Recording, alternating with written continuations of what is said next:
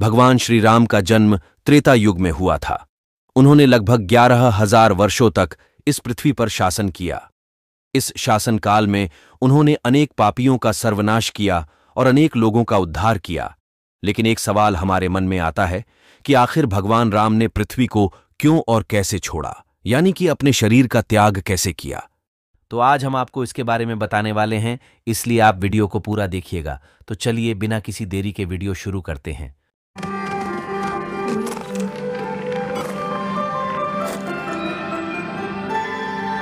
नमस्कार दोस्तों, स्वागत है आपका हमारे चैनल शिवाय में।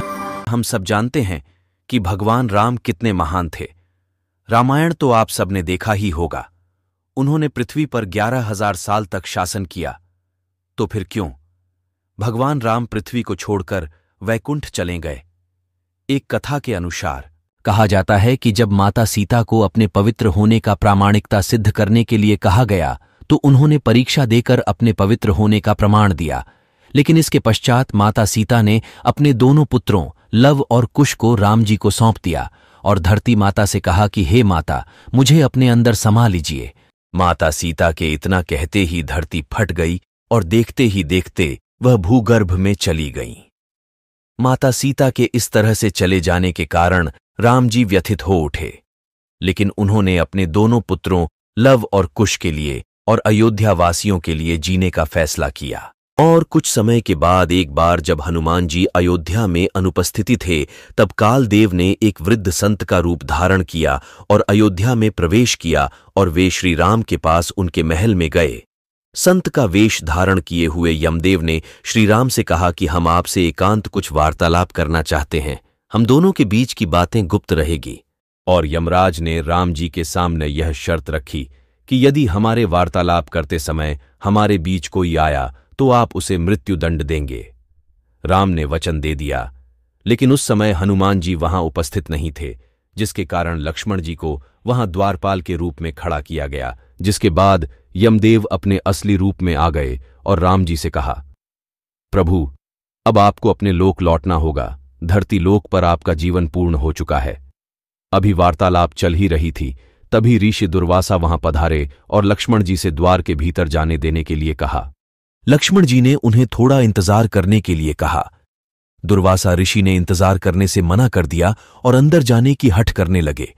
और उन्होंने लक्ष्मण से कहा कि यदि वे उन्हें अंदर नहीं जाने देंगे तो वे श्रीराम सहित पूरे अयोध्या को श्राप दे देंगे। लक्ष्मण जी दुर्वासा ऋषि के क्रोध से भली भांति परिचित थे। वे अब दुविधा में आ गए कि अगर वे उन्हें अंदर जाने नहीं देते हैं तो वे भैया राम और अयोध्या को श्राप दे देंगे। उन्होंने सोचा, मुझे अपने प्राणों की बलि देनी होगी। अगर मेरे अंदर जाने से भैया राम और अयोध्या का भला होता तो मैं अंदर जाऊंगा।